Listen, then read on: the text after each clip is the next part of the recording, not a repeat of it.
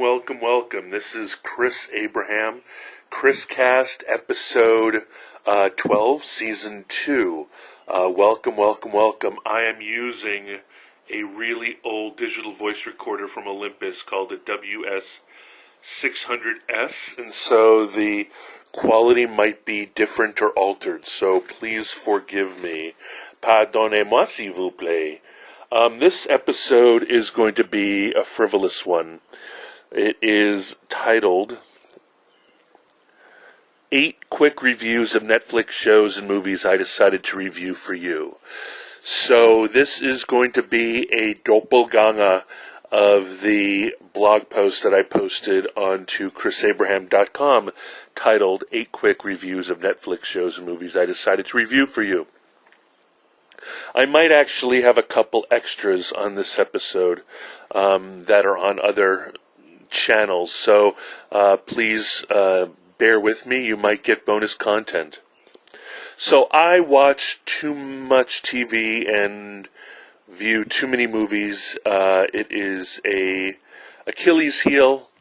However, I really didn't watch much TV or view any movies between like 1990 and 2010. So those were years, 20 years where I didn't watch anything. So many TV shows and so much stuff, so much content, so many movies are just unbeknownst to me. And I thought that I was a movie aficionado. Apparently, I am just a movie snob because I only watched fancy stuff. But right after this message, I will get back to you on that.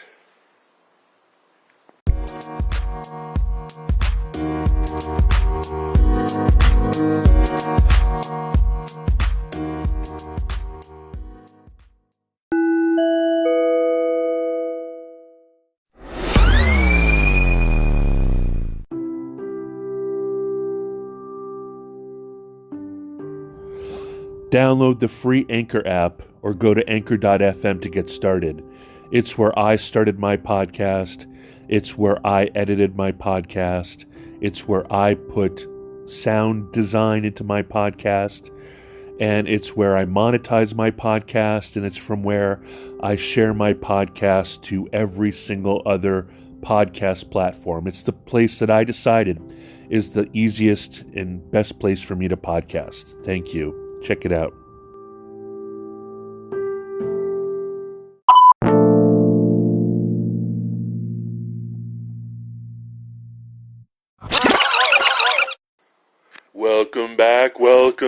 Welcome back. This is Chriscast, Season 2, Episode 12. This is where I review some Netflix movies and TV shows for you. So I'm going to make a section per. There's 8 of them, so there'll be 8 little sections. And maybe I'll give you a couple bonus shows. Anyway, let's get started.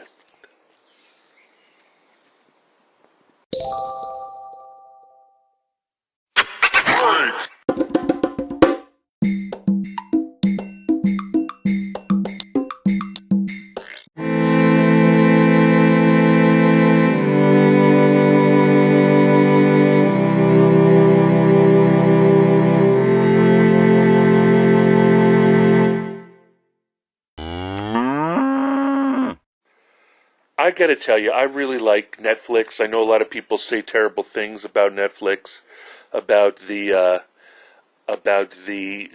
shows not being watchable, or they're being a limited library. The truth is that they have an infinite amount of shows, and if you're not seeing something that you want to see, you have to break through the algorithm, because the algorithm will only give you what it thinks you want to watch. And so that's why it's important to read reviews and find out new content on Netflix so that you can have a better experience. All right.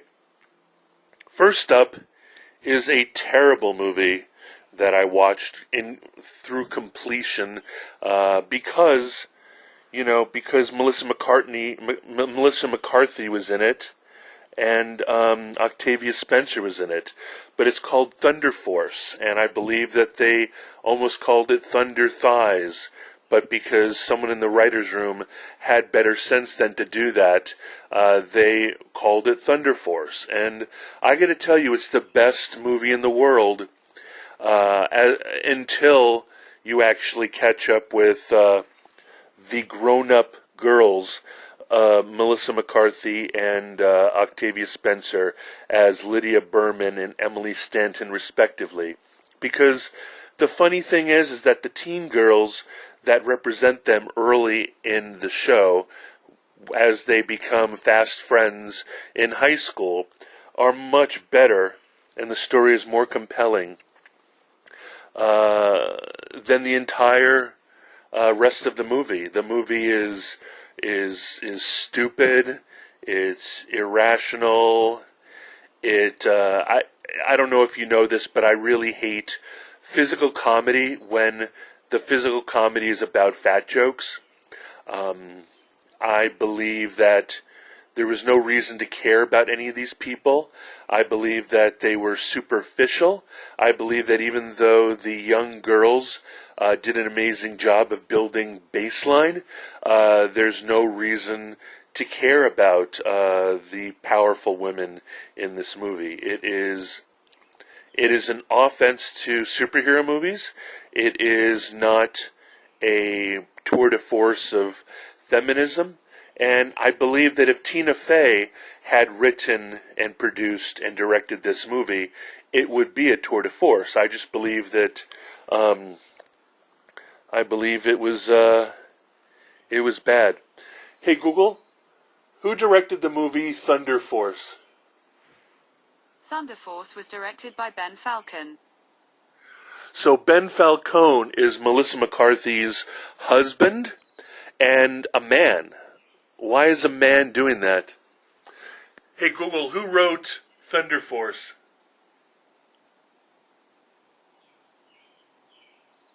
The author of Thunder Force is Ben Falcone. Yeah, Ben Falcone, her husband. This was a gimme to him. It was garbage, it was anti-feminist, it was anti-woman, it was anti-hero, and it just went for the yucks. Completely understand it now that I found out that Melissa McCarthy's husband, a hack comic, and basically Melissa McCarthy's wife is behind this. So I understand that now. It was a gift to her beloved husband for being an awesome husband. But I would start the movie, and then I would make sure that you're in an ejection seat, or that you have a parachute, because you're going to bail on this movie, and I encourage you to watch it to the moment that you bail. It can't even be solved. It's not even solved by the cast of characters that they have. They have an entire suite of A-list talent, including that guy from, what's it called? Anyway, he plays a guy with completely worthless crab pinchers for arms. But even the entire thing, I wouldn't recommend it. But I watched it anyway, so that you don't have to. But I definitely say take a look at it for the teenage characters, and I got to give them shout outs. Tai Leshaun played Team Emily, and Mia Kaplan played Teen Lydia. It would have been so much better if the entire movie was a teen comedy where we find out that teen Emily actually had her own amazing basement laboratory, and they were able to create the superpowers as they were teenagers to avenge Emily's parents' death. And by the way, avenging your parents' death is just lazy. That's a lazy thing. All right, be back after the break. I hope that was useful. I'm not very good at these review things, so we'll see how I do in the next one.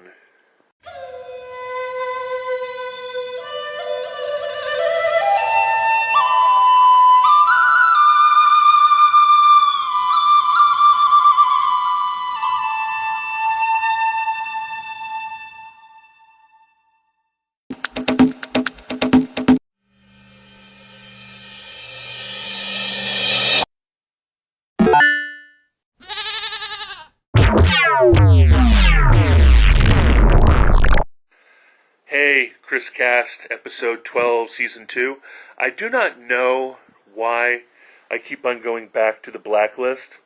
I basically write in my blog post, I hate this show, I love this show, I hate to love this show, I love to hate this show.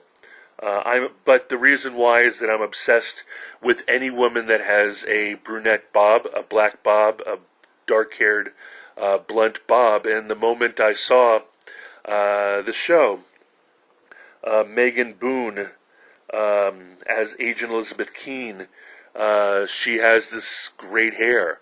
And when you scrutinize her, you're like, funny teeth, super huge chin, and then you just realize after you're in it for a little while that she's freaking beautiful and wonderful, and you would watch the show even if it wasn't surrounded by intrigue and so forth. It's a show about a crime lord / assassin by the name of Reddington, and it's a long story, but basically Reddington comes to the FBI to give them a list of people that they need to arrest called the Blacklist, and every episode is about one person that Reddington gives to them, and it's never a pure give. There's always a reason that Reddington wants this person pursued, and it's for his own enrichment, and it's for his relationship with Elizabeth Keene, and I don't want to go ahead and spoil anything, but of course, I mean, from the very first moment, you're like, Reddington's gotta be Keene's father, duh. Anyway, besides that, I'm also obsessed with James Spader as Red, and I also watch it for Hisham Tawfiq as Dembe, who is who's Red's African sidekick or partner or associate, and I watch it for everybody else is fungible, though Aram and Samar are bit characters, but they are both, one is a former Mossad agent, the other is, I guess, a hacker, technologist stud, and they're really good characters, and they work for it. And Ryan Eggold as Tom Keene is pretty keen. That guy's great. I mean, the only other show I've seen him in is a TV show that's going on now where he's the head of a teaching hospital, and he's got cancer and all this other stuff. Hey Google, what TV shows are Ryan Eggold in? Ryan Eggold stars in 10 TV shows. Here are the first 3: New Amsterdam, The Blacklist, and The Blacklist: Redemption. So New Amsterdam is what he's in now, but in Blacklist he plays an assassin, operative, black ops, who knows, crime lord, bad guy, good guy, mercenary, criminal for hire, assassin for hire, and ends up making a beautiful little married twice, having baby life with Elizabeth Keene. However, foreshadowing, it's not happily ever after, of course. I'm not through the entire series. It goes on forever. And I don't know if I'll ever be done with it, because it's sort of like, for me, it's sort of like Liver, right? Like the idea of Liver, whenever I see it being made on TV by an amazing chef, it always seems like a good idea. I go ahead and buy liver, buy onions, buy chicken liver, buy beef liver, buy goat liver, whatever. And it just, goose liver, all these things, aside from maybe goose liver, just seem like it's, it's awful. Haha, awful. And I like liverwurst. I really love liverwurst, but I've just not been able to make it work when it comes to liver and onions. In the same way, I keep on going back to Blacklist, get my eye full of Elizabeth Keene, see what's going on, see the cool ensemble that Red is wearing, get to have some wisdom experiences with Dembe, and that's it. I mean, I don't know if I recommend that you jump down the rabbit hole. However, here's one bonus. I really love Burn Notice. I really loved it. I jumped on it, and I wrote it, and I didn't stop writing it until it was frickin' over. Hey Google, how many seasons was Burn Notice? Burn Notice has 7 seasons. Yeah, that's a million episodes. So that show is freaking good. I will try to think of other shows that are like that. My mom really liked White Collar, and my mom really liked that one, The Mentalist. So maybe I'll check those out. Anyway, I'll come back with the next one. Thanks for listening.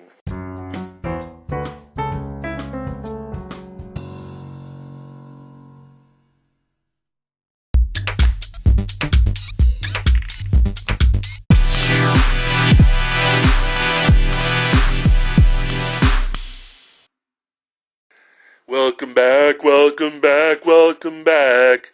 Season 2, Episode 12 of the Chris Cast. And my name's Chris Abraham. We're on to the third one, which is called Country Comfort, Season 1. This is basically a Katharine McPhee vehicle. And if you love Katharine McPhee, either for her talent, for her soul, for her spirit, for her beautiful face, for her banging body, or for her music, you are going to love this show. It's so sweet. It's so family-orientated. She's a girl who's been done wrong by a dude she was dating for 10 years, and she ends up breaking up with him after he dumps her from the band, and she stumbles into this household of 1 million kids on a horse breeding ranch, and she falls into becoming the nanny, and the hilarity ensues. I mean, there's an amazing... Hey Google, what's the cast of... Hey Google, what is the cast of... There are 26 people in the cast of Burn Notice. Hey Google, what's the cast of Country Comfort? There are 9 people in the cast of Country Comfort.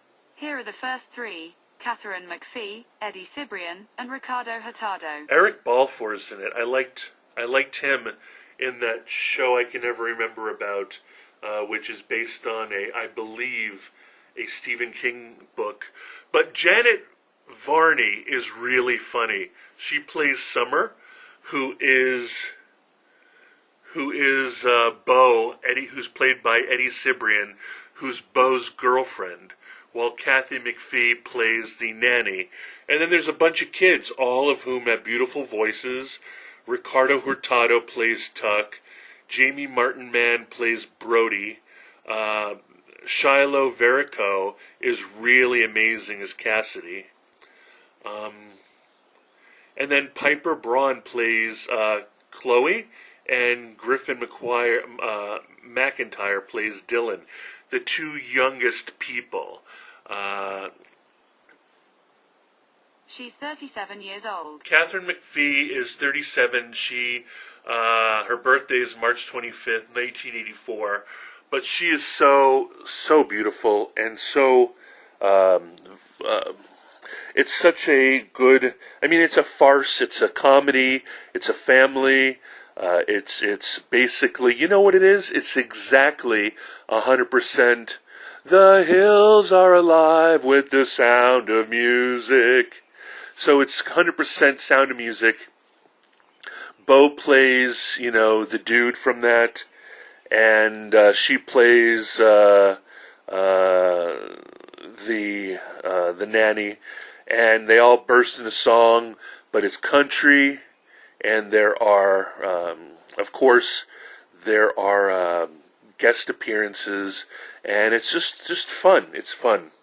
But if you have a cynical bone in your body, you either won't like it or you'll hate watch it. And hate watching, it is perfectly acceptable. Give it a go.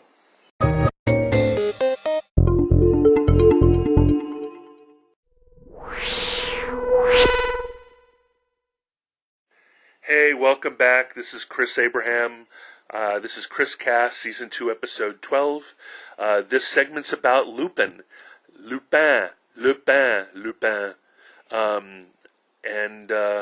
Hey Google, what does Lupin mean in French? Lupin means lupine in French. Hey Google, what does the French word lupin mean in English? Here's a summary from the website vocabulary.com. When something reminds you of a wolf, you can describe it as lupine. The adjective lupine comes from the French word of the same name, with Latin roots.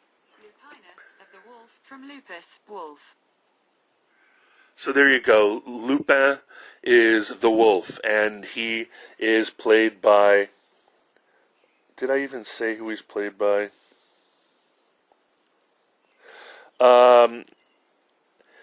He's played by Omar Sy as Hassan Diop. And I'm going to read you what I wrote. Is Lupin a spy, a thief, a murderer, an assassin, a hero? It's hard to know. Lupin is directed like a young adult series, but it's deadly and violently serious. That said, Omar Sy as Hassan Diop is a goofy dreamboat. I'm in love with Ludivine Saulnier as Claire, his wife, but if you know me, you totally understand my type. Everything about French women drives me crazy, especially if they're short, have short legs, long upper bodies, and big noses. Just poke me with a fork, I'm done. And I'm in love with her, and Eaton Simon as Raoul, their son, holds his own with his own sort of swag and style, superb.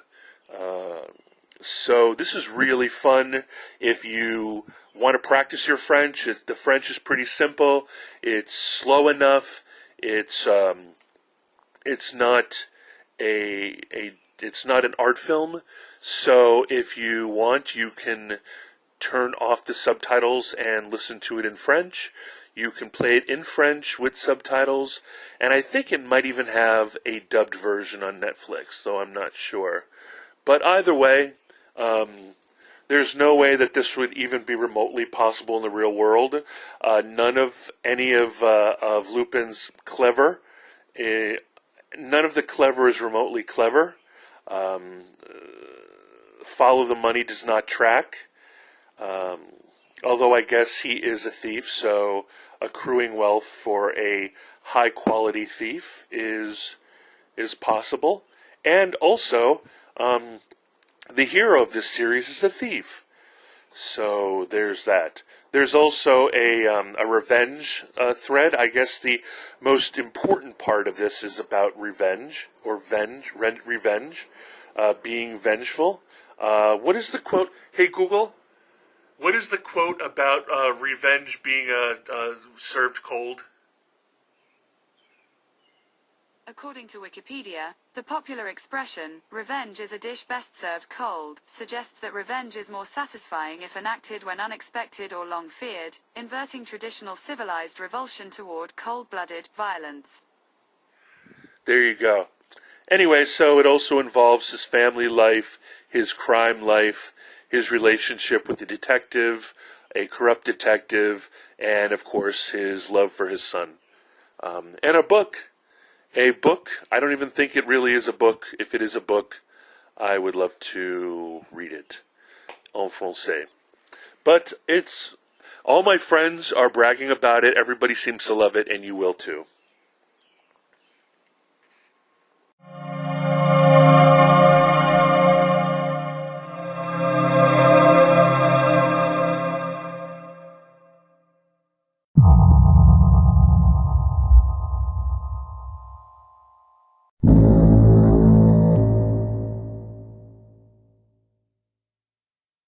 Hey, I'm back. Chris Cast, Season 2, Episode 12. It's all about movies and TV shows on Netflix. The next one is one that I hate watched. It's terrible. It is the worst, and it's probably going to do fantastically well because A, it's a Kevin James vehicle. B, it is the most typical version of a comedy, short form comedy series that you can ever imagine. And 3, it is 100% committed to the world of NASCAR, the world of barbecue, the world of good old boys, and in many ways, a gentle mockery of strong women and women in general. So if that's what you're into, watch it. If you love Kevin James and just want to watch him saunter around playing the same Kevin James character, then do that. I recommend hate watching it, but I cannot recommend it at all. I wrote in the blog post, this is a terrible show, and I hate watched the first season, and I really love Kevin James. Might be really popular with the NASCAR kids. I'll be right back in a second.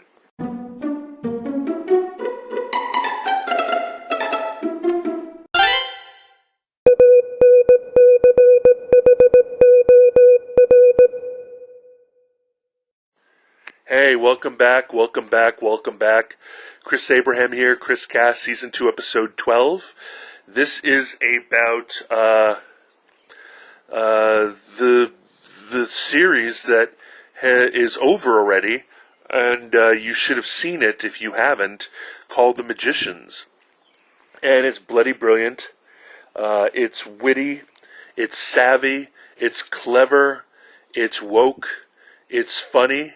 It is basically all the inside jokey, super smart humor that was secreted in Buffy is in here. Everybody's super too cool for school. I can believe that everybody in here was a extremely gifted magician who was handpicked to attend a double secret magician school that hides in the Hudson Valley. I freaking love the show. I love the gender fluidity. I love the sexual fluidity. I love the snarkiness. I love the glam. I love the perversion. I love the visuals. I love the audio. I think every single woman in here is more beautiful than the other. I mean, they're all stone cold foxes, and I even have crushes on all the male characters. Like, I'll tell you, man, I might be totally freaking queer if being madly in love with everybody on the show, men and women included, even Quinn. I'm gonna tell you, man, this show is everything. It's so everything that I went out and bought for my Kindle The Magician's first book and the audio book, And while I'm not that happy with the second book yet, I kind of fell off it. The first book is everything you need to know to love the Netflix series even harder, because it discusses their rigorous training. It discusses the granular detail that would never make it into a series like this. But let me warn you, the fabulous characters of the series on Netflix bear no resemblance to the more quirky, enigmatic, normcore. Not even. I believe that, like, nobody is fabulous in this team. They behave fabulously, but nobody's beautiful. Nobody's kicking. Nobody's banging. They're having sex, but nobody's like. When you watch this show, it's like the many colors of Benetton, plus like a Dior ad, plus like, I don't know. Everybody's so hot in this show. It's impossible, but in kind of an accessible way, right? They're not tall, willowy. They're short and curvy, and like, there's, out of all the episodes, there's even a really best episode, and this is what I wrote in the blog post. This is how much I love The Magicians. I bought the book and read it, and the audio book and listened to it, and I'm working through the second book. Lost me a little. Also, Season 3, Episode 5, called A Life in the Day, is burnt into my brain and my heart, and I loved it so much. It's the one where Quinn and Elliot live an entire life together while making a magic mosaic. Amazing. It's about an elite and exclusive witch and wizardry school, but debaucherous, and actually gay and fabulous Harry Potter. Elliot, man, is not Elliot the sexiest person ever invented on television? He is completely sexy, and even though Quinn is just a kvetchy little Nancy boy, even he has his moments of pure brilliance. And, the entire thing is extremely well done. Let's see who the cast is. Hey, Google, what is the cast of the Netflix series The Magicians? Sure, here's some helpful information I found on the web. Stella Maeve, Hale Appleman. Stella Maeve is Julia Wicker. Julia's awesome. Hale Appleman is Elliot Woe, who's frickin' amazing. Arjun Gupta. Actually, Julia Wicker is the most amazing woman you've ever met as a character. She is completely fierce, brilliant, tough, unapologetic, ruthless, and dead sexy. Arjun Gupta plays William Penny Adiodi. Penny is he's classically beautiful and classically sexy. And even he, who is amazing, pales compared to everybody else. Summer Bishi plays Margot. Actually, Margot is who I'm talking about. Sorry, Margot is the completely... But, Julie is too, but Margot's completely fierce. It's amazing. Hey, Google, show me the cast of The Magicians. Hey, Google, show me the cast of The Magicians. There are 53 people in the cast of The Magicians. So, Olivia Dudley... Here are the first three. Olivia Dudley, Hale Appleman, and Stella Maeve. So, Olivia Dudley is this zoptic, bombastic, quirky, furtive, pensive, nerdy, bodacious witch named Alice Quinn, and she's the smartest and most brilliantly gifted magician of them all. Hale Applebaum plays Elliot Woe, who is, in cahoots, dead set, non-sexual partners, well, who knows, with Summer Bishil, who plays Margot Hansen. Then you've got anyway, I love this show, man. But I especially love that episode, and I don't want to spoil it for you. So go out and search on Netflix. If you don't have the patience for the show, just watch Season 3, Episode 5, A Life in the Day, and you're welcome.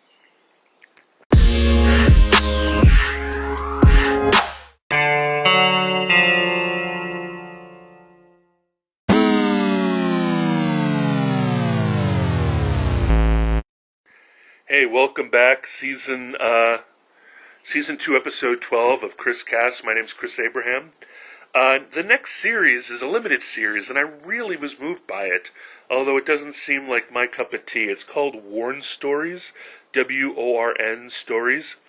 The series is such a breath of fresh air, very cool, intimate, and simple. I literally laughed and cried. It's about people and an outfit, a piece, a way of dress, and it's very sweet and emotional and compelling. It's soft-core clothes porn. Hey Google, what is the series? On the website dictionary.com. Hey Google, what is the plot of Worn Stories, the series on Netflix?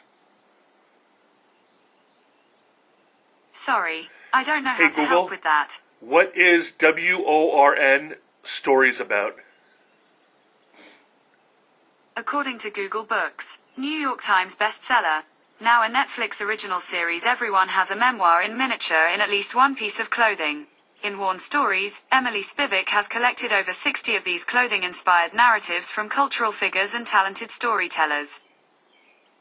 So that's all I need to tell you. It's really beautiful. It's touching. It's random. And you know what? And it's really the world of clothing seen by someone from Manhattan. So it's got that point of view. If this were made by someone from D.C. or L.A. or Miami or San Francisco or Honolulu or Dubuque or Houston, it would be an entirely different series. It would be an entirely different series if it were written by someone from Atlanta, that's for sure. And it might even have been better, because this series, while moving and everything, is extremely cliche and has been done a million times, but this is a really good version of that thing.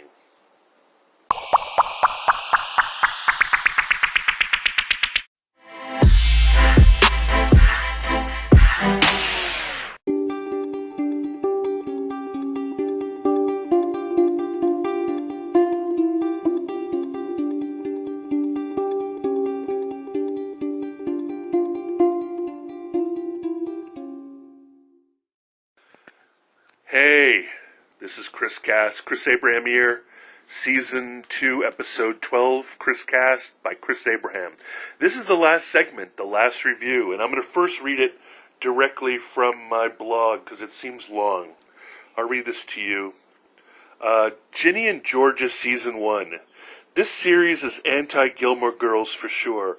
All the sweetness and happiness is the result of unintended consequences, and good luck and good hearts. However, it's a really rough ride and filled with darkness I can't reveal for reasons of spoilage. This show amazed me. Antonia Gentry as Ginny is a gorgeous chameleon. Diesel Taraka as Austin, her little brother, is perfectly cast. Felix Millard as Marcus does the sexy teenage love interest neighbor, does damage sexy perfectly.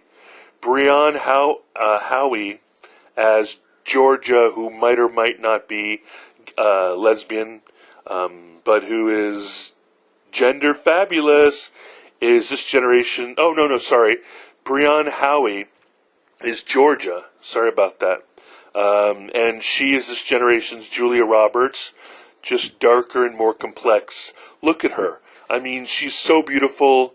She's so believable as the character of Georgia. And this is such a unbelievable suspension of disbelief, darkly playful series that, I mean, she shouldn't need to be believable.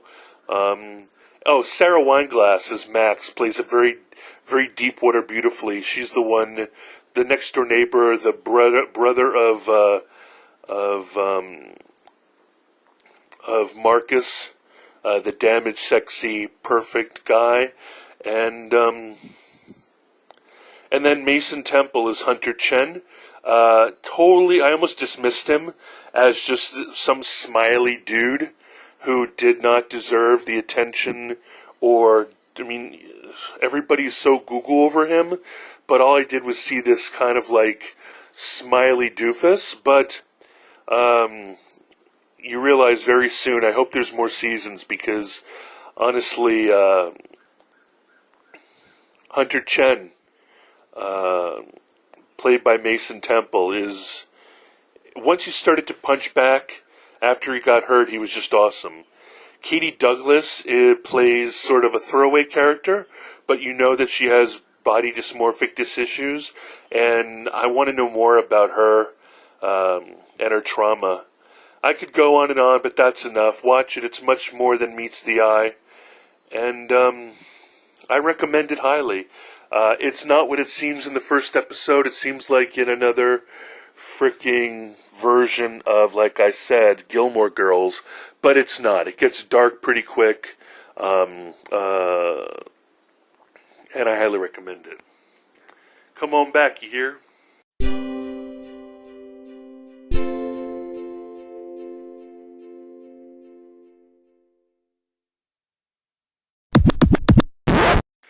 Welcome back, welcome back, welcome back. This is Chris Cast, Season 2, Episode 12.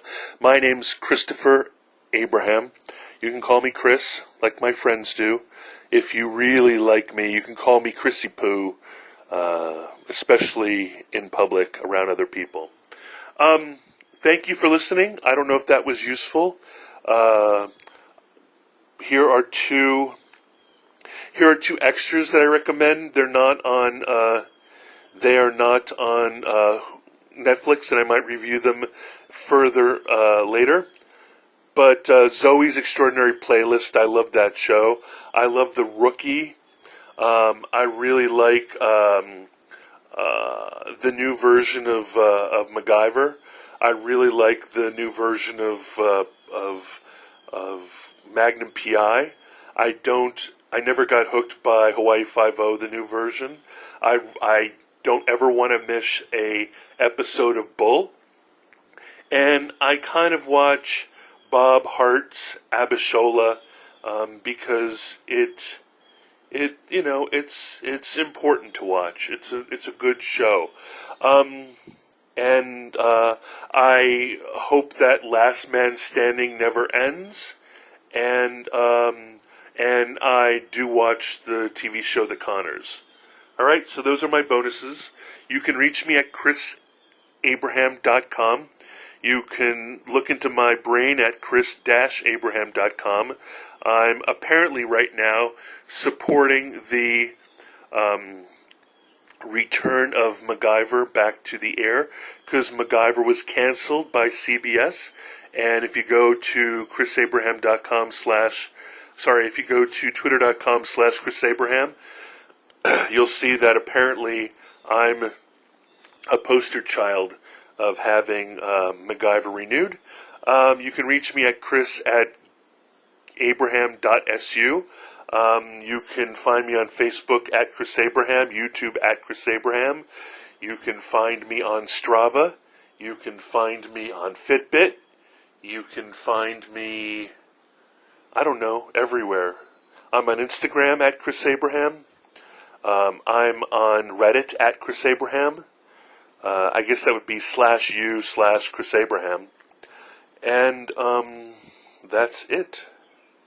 You can also text me or WhatsApp me, or you can even, what is it called?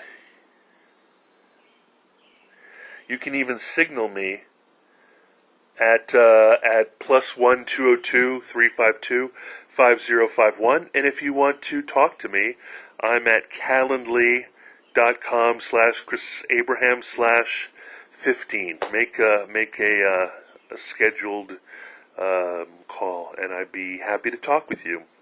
On that note, my home base for this podcast, ChrisCast, is anchor.fm/Chris Abraham.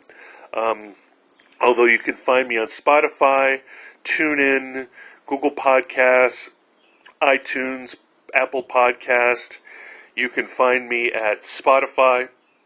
I might have just said that. Whatever that thing Adam Curry's doing, Podcast 2.0, I think I'm on there. I'm on TuneIn. I'm on, I believe that I'm on iHeartRadio. There's a million other ones.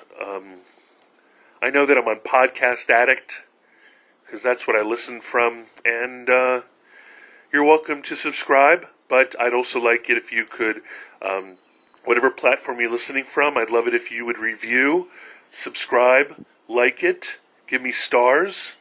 But I'd especially like that review because, I only have 13 listeners and I would like 14.